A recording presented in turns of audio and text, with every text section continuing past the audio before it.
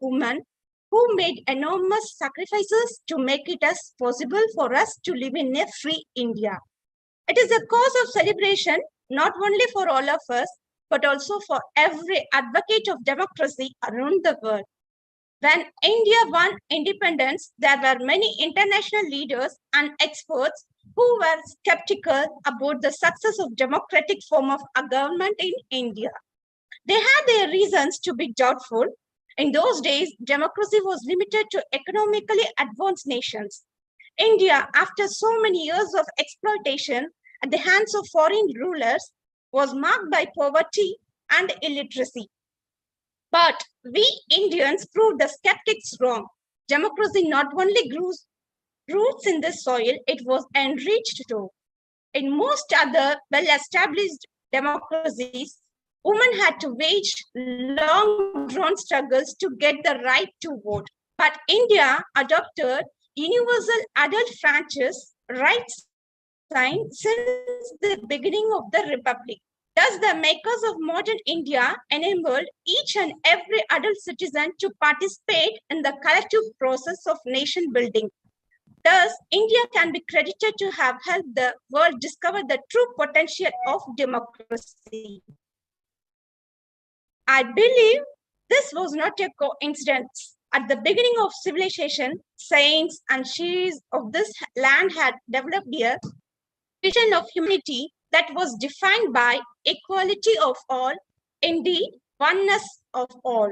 The great freedom struggle and its leaders like Mahatma Gandhi rediscovered our ancient values for modern times. Then it is no wonder our democracy has Indian characteristics. Gandhiji advocated decentralization to fight for. We have fought hard to earn it, so let's celebrate our freedom. Never let go of it and always carry it in your heart. Happy Independence Day. Now let's see a glimpse of how IFERP helped the researchers video.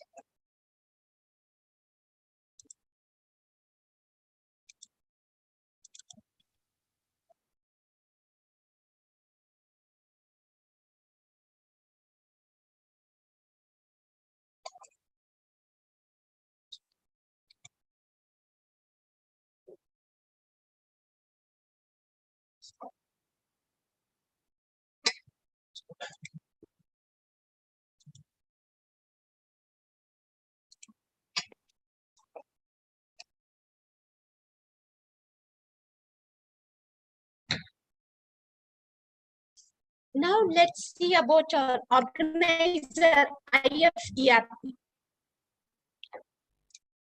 IFERP, Institute for Engineering Research and Publication, is a non-profitable professional association which is meant for research and development in the field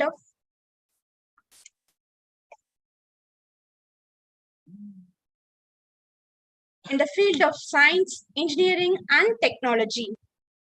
To connect, IFERP helps to connect the professionals at integrated platform for growth to divert knowledge and skills forward towards sustainable applications of professional education.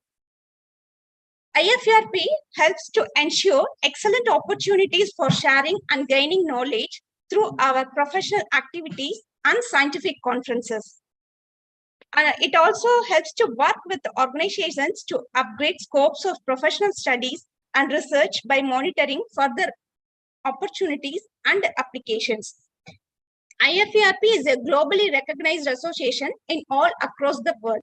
IFERP helps to act as a bridge between the students for the institutions and the industries.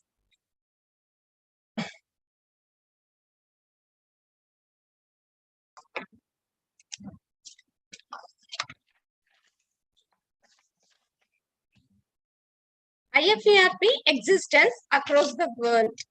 More than 82,000 members in more than 100 countries membership of the IFERP, like Canada, Brazil, Algeria, Yemen, Ethiopia, Tanzania, South Africa, Iran, Pakistan, Sri Lanka, China, Philippines, Indonesia, Malaysia, Singapore, Taiwan, UAE, Iran, and Australia.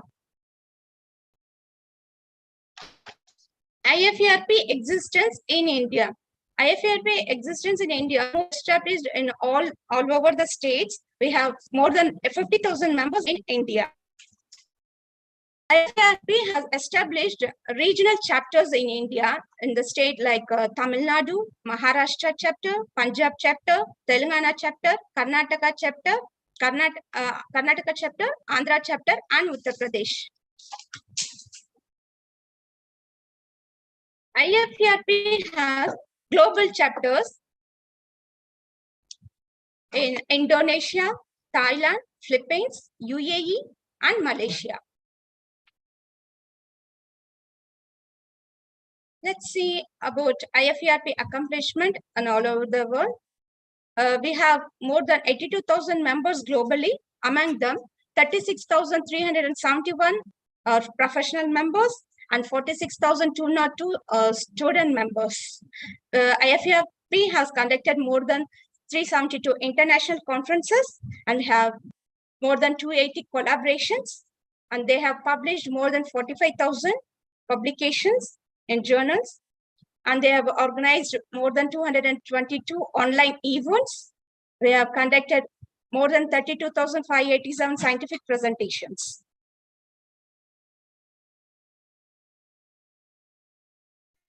IFERP activities. Coming to the events and awards, IFERP acts as a link, like a bridge connecting the students with the industries and the institutes. Like that, they are connecting the people, and they have organized scientific conferences, more than 320 conferences they have organized, and they have collaborations with more than 350, and they have organized seed funding programs. This seed funding programs, we will be announcing the winners list later, and we have conducted workshops, webinars, faculty development program for the staff, and hackathons are organized for the students, and guest lectures and grant awards.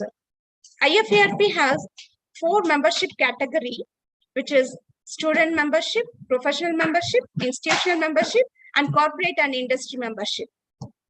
IFERP supports the students for their careers, in their supporting for internship support, and they are giving career news through our newsletters and magazines. They are organizing entrepreneurship development. They are conducting online courses, and for the faculty members, they can be an editorial board member in the journals, and they can be a reviewer. They can be a session speaker, and for students, they are conducting placement training also. Apart from that, they are providing research assistance. Coming to the publication support category, IFERP has tie-up with Scopus, ESAI, SCIE, and Google Scholar journals. And apart from that, they have more than 45 journals in Techno-Red group. They are helping for patent filing assistance, and they are publishing book chapters also. Value addition for student membership in IFERP.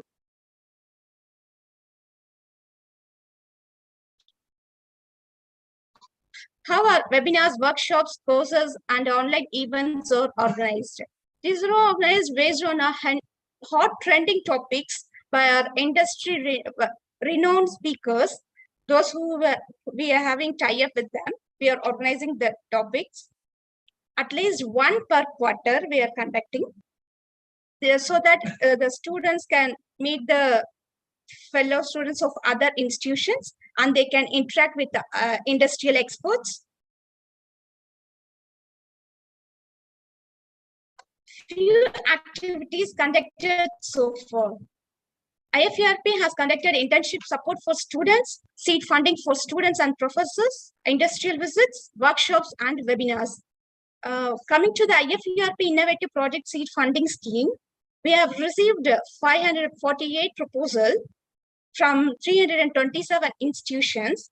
From that, we have shortlisted 119 from 83 institutions. And from that, we have selected about 9 institutions for the winners. This winners list will be announced at the end of the session by our speaker.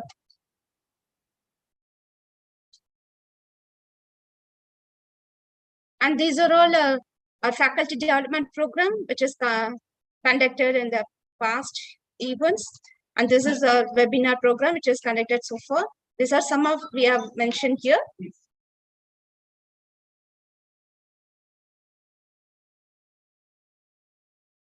And let's see about our associates, partners, and collaborations. These are a few associates and partners and collaborations with IFERP.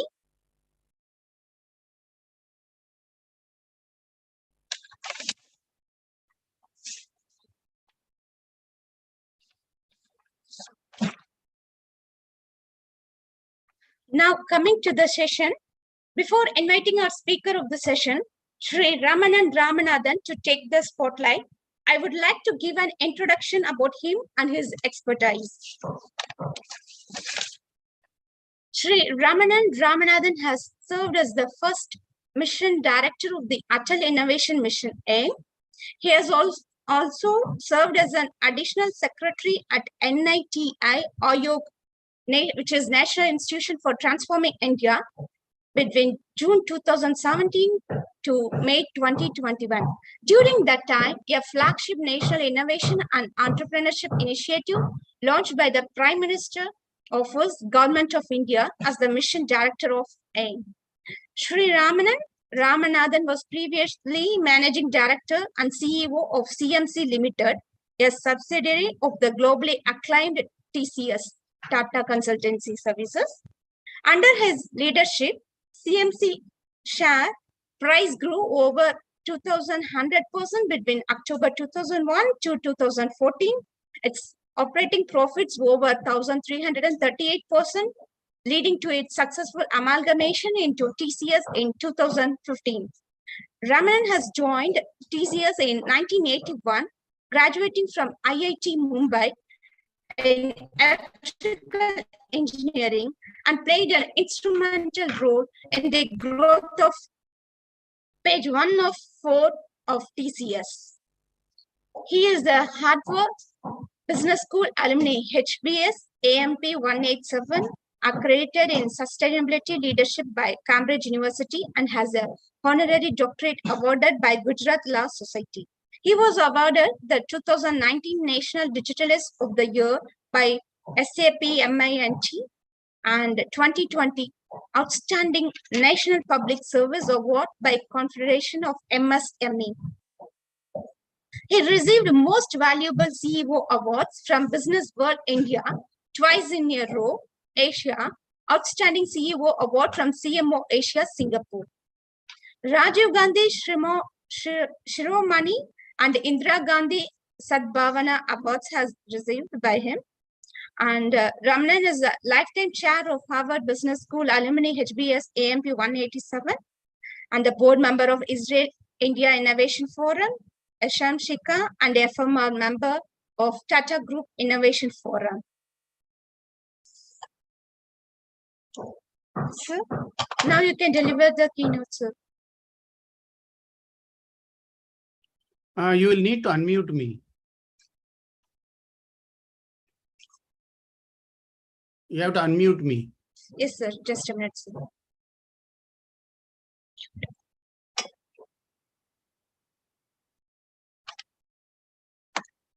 One minute, sir.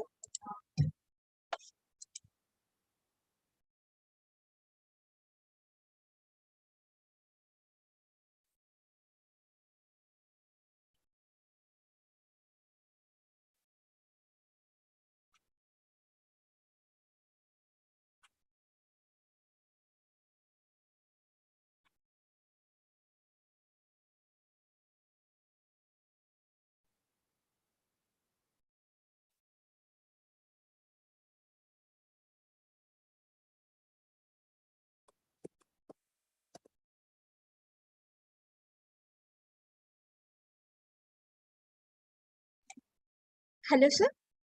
Yeah. Sir, you're already unmuted, sir. And you have to enable your video. No, it is saying you can't start your video because the host has stopped it. Oh, 1 second, sir. Let me check it, sir. Host has stopped it. Like that, it is showing for. My video is muted. My audio is unmuted, but my video is muted. 1 second, sir. 1 second.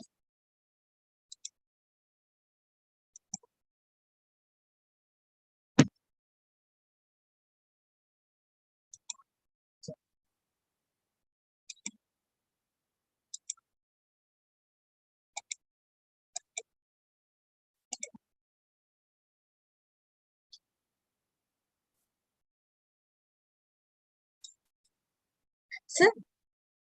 Hello, Yeah. sir? Sir, Yeah. can you please check your system, sir? Yes, sir. Yeah. I am now visible, I think. Yes, sir. Yes, sir. It's clear. Yeah. So shall I start? Yes, sir. Thank you, Geeta, for that very warm introduction. Thank you, Siddharth, for giving me an opportunity to share a few moments on this wonderful day, our Independence Day, with all of you who have assembled on this particular call. First of all, before I progress, let me wish everybody on this call and all the people who may be listening to this video or seeing it, a very, very happy 75th Independence Day. Indeed, this is a day of gratitude to all the Jawans, to all the patriots who sacrificed their lives, not only for securing our independence after a very, very strong struggle, but also for preserving it, for nurturing it, for maintaining it against several forces of adversity, forces of terrorism, and forces of conflicts. And we need to be extraordinarily grateful to everyone who has played such an important role in giving us all of us who are on this particular call, the type of life that we are leading. So a big, immense gratitude, a sense of gratitude to all these Jawans and all the nameless patriots. You know, they're all nameless. Many of us, we don't even know their names, but they have sacrificed their lives. Secondly, it is also a joy, a day of celebration. A day of celebration because this is the 75th year of our independence. And we have advanced considerably in these 75 years, in spite of the challenges that we had as a country immediately after independence. After all, today we are recognized as one of the leaders in the economy, a global economy of the world. We are considered to be among the knowledge leaders in the global economy. That's because we have also grown our businesses. We have a $200 billion plus ITS industry that is powering the technology, that is powering the IT of several Fortune 500 companies across the world. We have what they call as a demographic dividend, which is the advantage many countries don't have. We have more than 1.3 billion people in our country, and out of which more than 65% of our country is under 35 years old. More than 50% are under 25 years old. And that's a very strong, powerful force that we have, a transformative force, a powerful energy coursing through our nation that can not only alter the future history of our nation, but it can alter the future history of the world.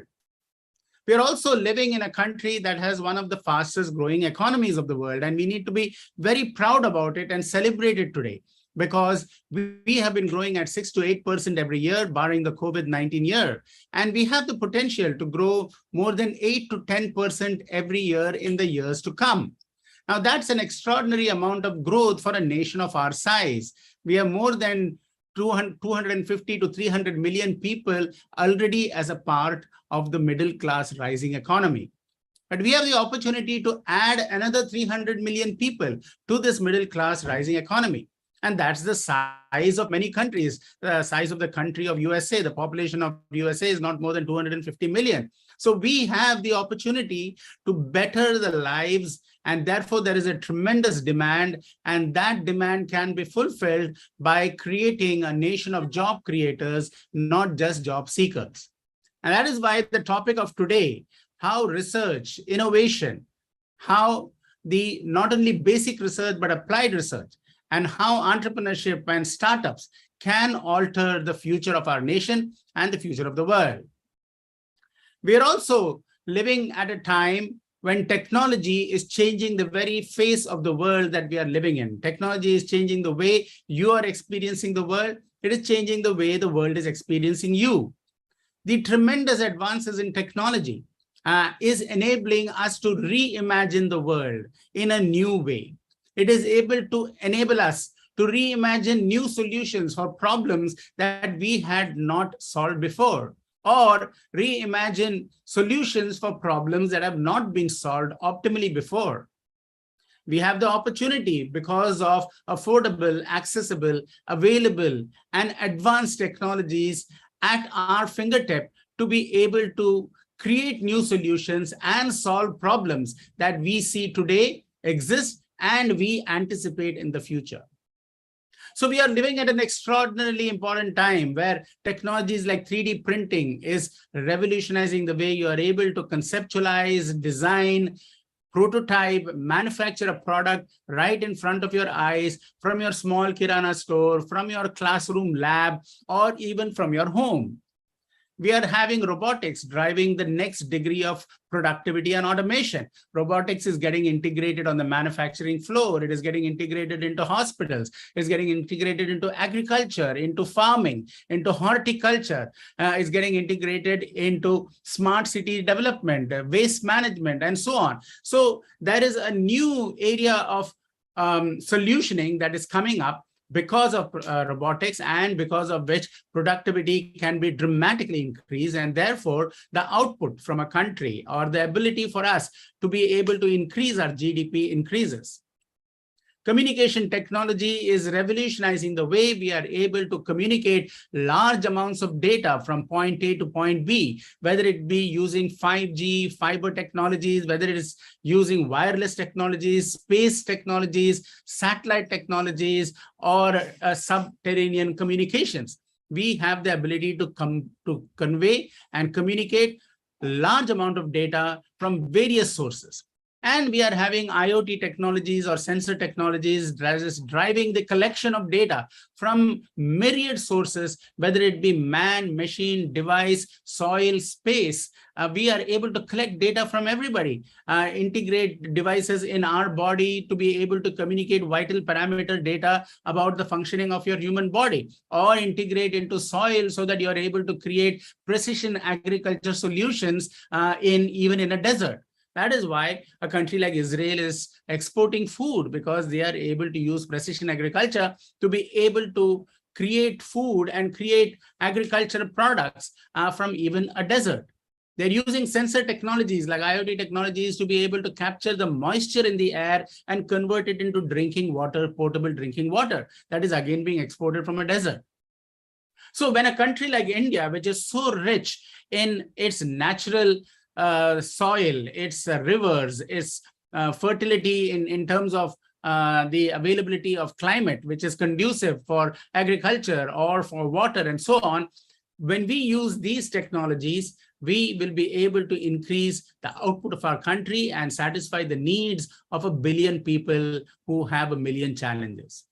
And yes, that is the next important point. This is also time for us not only to celebrate what we have been able to achieve so far, but it's also time for us to make a solemn promise and to make a resolution that we will do our best to be able to address the challenges that India has as a country and the world is experiencing in general.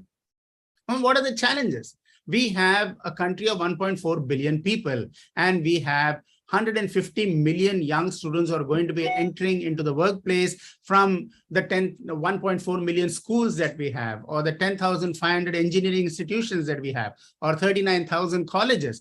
And these are the institutions that IFERP is trying to bring together.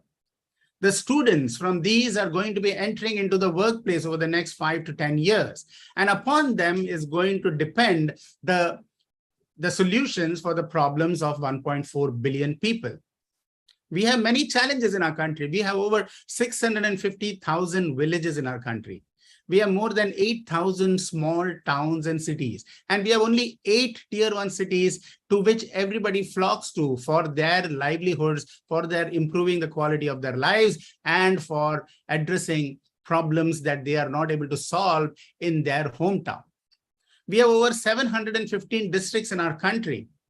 And we have 115 of them, which are called as aspirational districts because they are at the bottom of the pyramid in terms of basic access to healthcare, education, clean drinking water, sanitation, waste management, affordable housing, quality of living, livelihoods, access to livelihoods. So we have a tremendous challenge in front of us. We are a country of 1 billion people with 1 million challenges.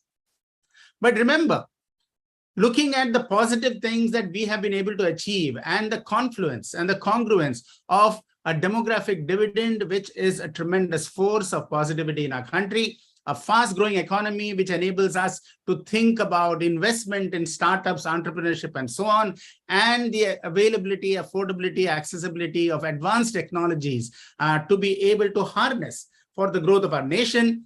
We are in a position to be able to address the challenges of our country. And so, my dear young friends, all of you who are attending to this particular call, this is a historic moment in our civilization, in the growth of our country. We are at that wonderful point where we can make an impact through the tools and technologies available to us and to be able to address not only India's problem, but global problems. Because any problem that you solve in India is a solution for 1.4 billion people. And any solution for 1.4 billion people applies equally to 7 billion people on this planet. We have many challenges at the global level, climate change being one of those challenges. COVID-19 was one of those challenges.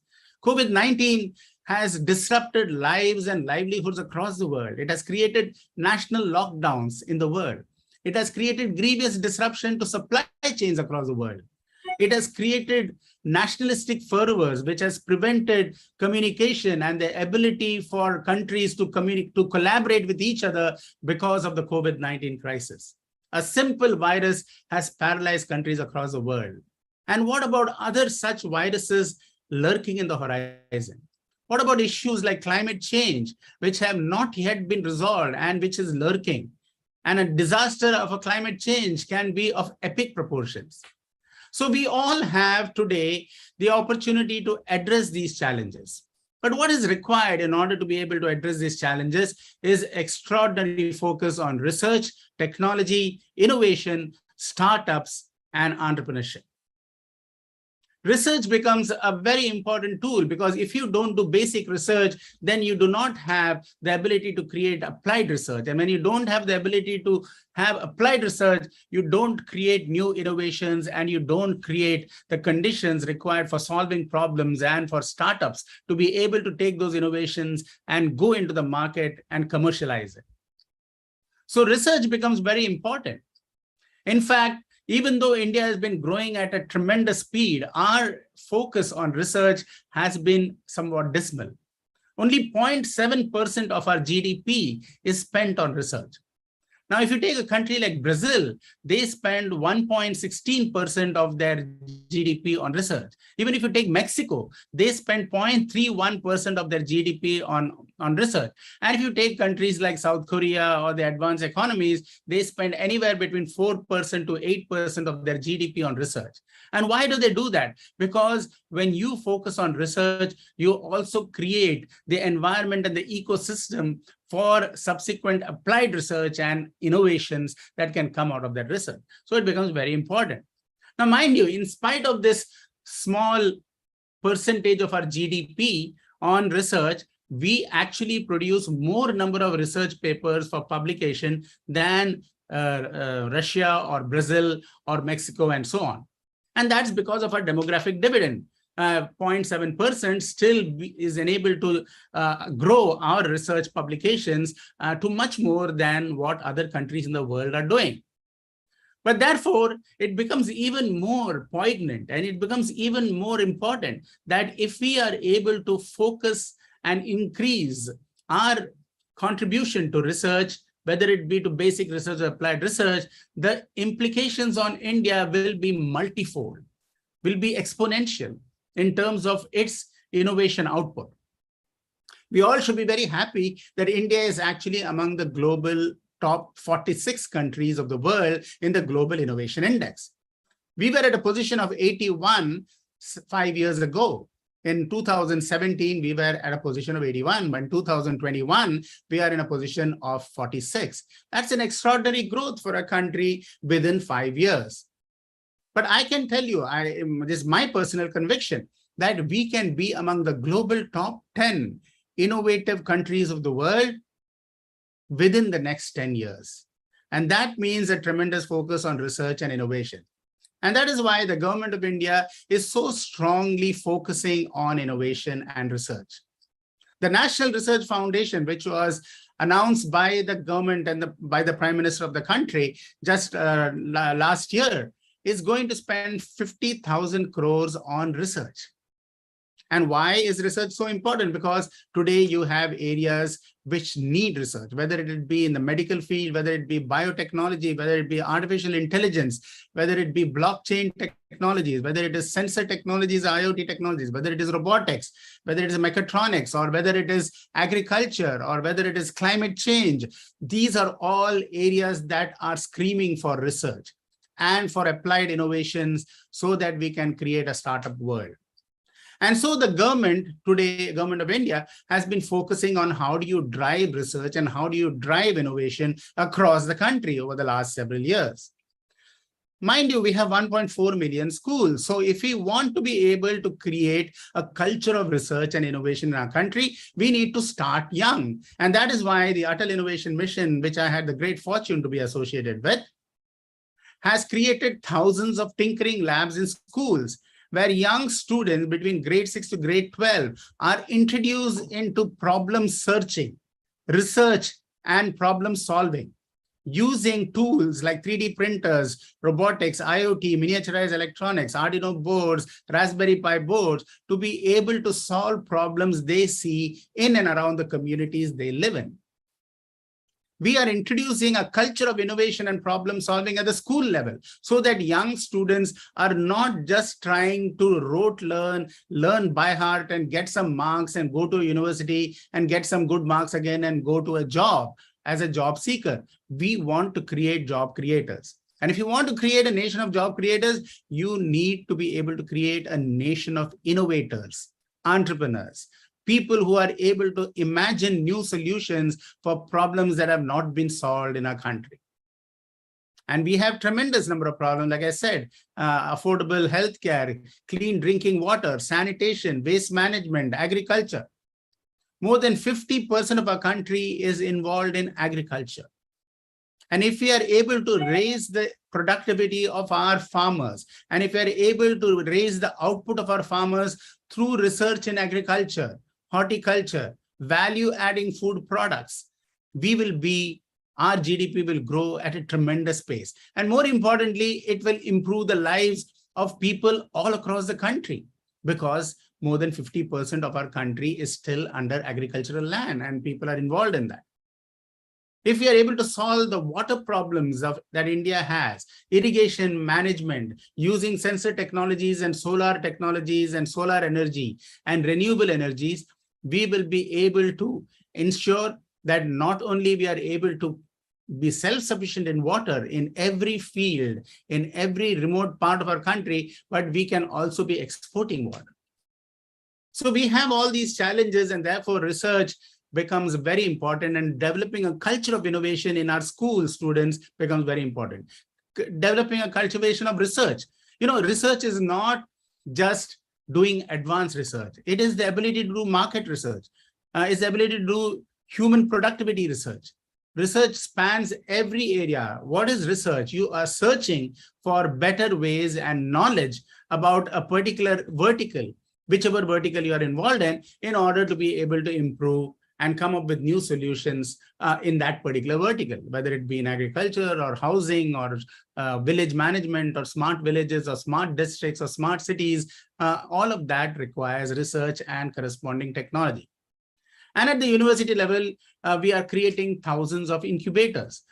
We have more than 700 government-sponsored incubators in our country. And these incubators are creating startups. So the Atal Innovation Mission, for example, has launched over 75 incubators, and more than 2,800 startups have come out of that ecosystem within the last 4 years. And we have more than 33% of those startups as women-led startups. And that is a very important thing. How do we create conducive conditions for women entrepreneurship? We have more than 50% of our population as women, but we have only 13% of entrepreneurs as women entrepreneurs. Why can't we raise that to 50%? And we can. And it's great to know that today we are having many initiatives to support women entrepreneurs, whether it be through the Niti Aayog or whether it be in V-Hub in Telangana or in many other institutions across the world, across the country. We have Banasthali University, which is a women-led university, which is a women-focused university. And we have a thriving incubator, which is spawning women-led startups from Banasthali. And many of the Atal incubators are having at least about 30 to 40% of their startups as women-led startups. And therefore, when these incubators and these unicorns which come out, remember in our country, we have had 105 unicorns come up so far, and 60 of them have come in the COVID-19 year. And why did it come? Because you were able to pivot your research and your applied research to solve problems that the COVID-19 problems had demanded. And so the ability for you to be able to pivot your research into areas that are relevant and very important for our country or for the world becomes an opportunity for you to relook at solutions that you have already created, but you have not yet been able to apply. And therefore, we are also creating what are known as community innovation centers.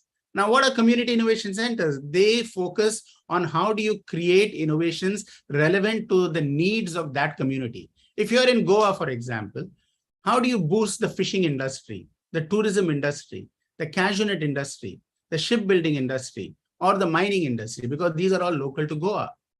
So how do you spawn research and how do you spawn innovation relevant to those areas so that you can create local jobs and you can harness the capabilities and the skills of the local people? How do you, for example, in Jodhpur, boost the handicraft industry, the sculpting industry, or the painting industry, or the arts industry, because the people there are very, very competent in all of that, and they have inherited these capabilities over our civilization. So how do you ensure then, leveraging digital technologies and digital transformations, you are able to export your products and your services from Jodhpur to Japan, or from Salem to San Francisco, or from Sikkim to Seattle? That is, my dear friends, the opportunity every one of us have. And if we are able to create world-class products through world-class research and world-class innovations, we would not have anybody to be able to come better than what our nation can. And therefore, these community innovation centers are becoming so very, very important. And the government of India has also set up centers of excellence in advanced research. They have created the PSA's office, the Principal Scientific Advisor's office has created clusters, science industry clusters, where industry, academia, and the government can come together to be able to promote technologies or promote research and promote innovations in specific advanced areas like biotechnology or artificial intelligence or solar technologies or in agriculture and so on and so forth. So all of these initiatives by the government is helping us to advance our research and innovation capabilities, which is why today we have 72,000 plus startups. We have more than 105 unicorns. We have more than 700 incubators, and we are the third largest startup ecosystem in the world. And which is why I believe that this focus of IFERP on bringing together the students from our universities, the industries, the academia, and local governments in order to boost research, in order to boost publications, in order to be able to create new innovation possibilities for our young students to harness and become job creators and startup creators is so very important. As the great Swami Vivekananda said, we all need to arise, awake, and stop not till our goals are reached. So can I request everyone on this call, let's arise to the challenges that India has and the world has. But more importantly, let's arise to the opportunities we have, each one of us have, to be able to contribute and solve to those problems in one manner or the other, leveraging competencies that we have, each of us have. Let us awaken from within us that latent talent, that latent energy that we have always had, but which is not finding fulfillment or expression because of self-limitations that we impose upon ourselves. And let us stop not till the Atmanirbhar Bharat goals of India and the sustainable development goals of the world are reached.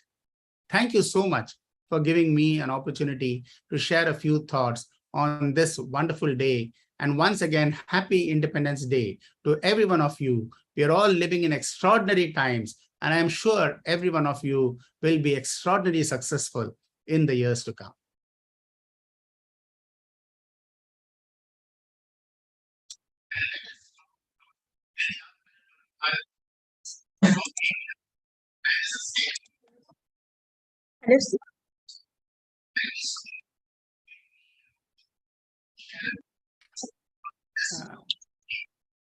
Thank you, sir.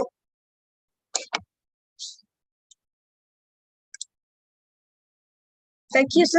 Thank you so much for your wonderful speech on this session. Thank you once again, sir.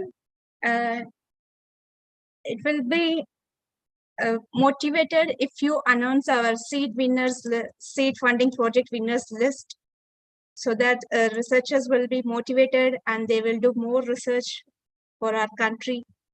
And it will be honor to us also, sir. Sure. Thank you, sir. Once again, sir, I'll open that winners list.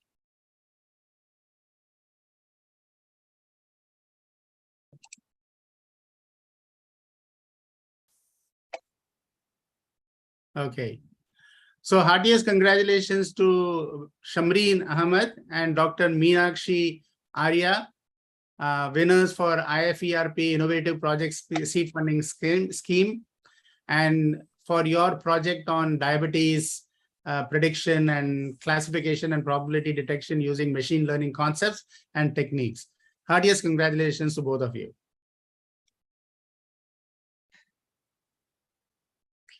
Also, congratulations to Mrs. Sai Kiran and Dr. Anuradha SG from the Department of CSE in Visvesvaraya Technological University for hand gesture recognition and voice conversation for deaf and dumb, a very important need in our country. We have the Divyangjan or the disabled or the differently abled people in our country, and such innovations are so very important. So thank you, Dr. Sai Kiran and Dr. Anuradha, for doing this particular project, and congratulations to you. Congratulations again to Satish Kumar M, Sanchana Shri, Seshan D, from Vishweshwara Technological University, again for hand gesture recognition and voice conversation for deaf and dumb.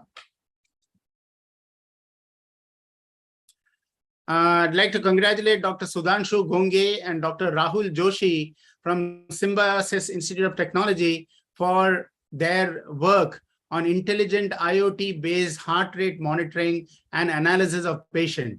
Again, healthcare is a very important area for all of us to focus on, and the need for affordable, high-quality healthcare is paramount in our country. So thank you, Dr. Joshi and Dr.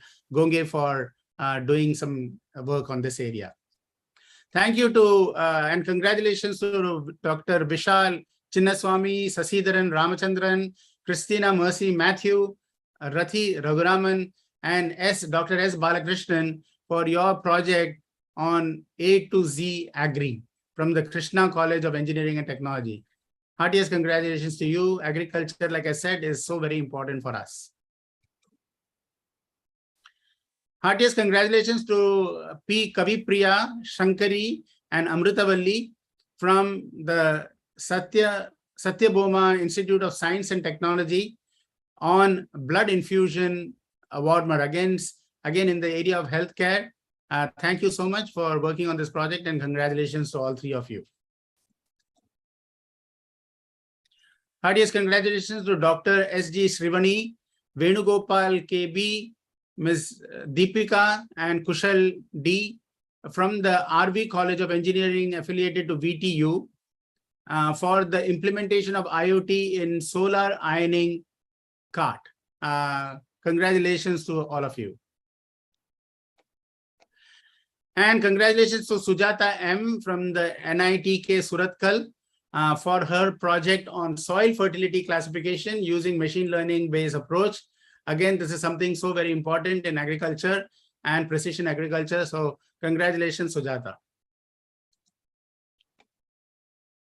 Congratulations to Soumya Gali and Dr. M.V. Subramaniam from JNTUH for their project on automized bird scaring system using artificial intelligence and unmanned aerial vehicles. Once again, a very, very important requirement in most of our farms and our agricultural, to secure our agricultural produce. So congratulations to both of you.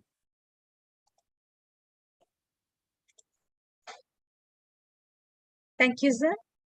Thank you once again for spending your valuable time with us. Thank you, sir. Thank you. On behalf of IFERP, I heartily thank all the professors, academicians, and delegates who have joined us today. I would like to extend my gratitude to our esteemed speaker, Sri Ramanan Ramanathan, for delivering the keynote address today. Thank you. Happy Independence Day.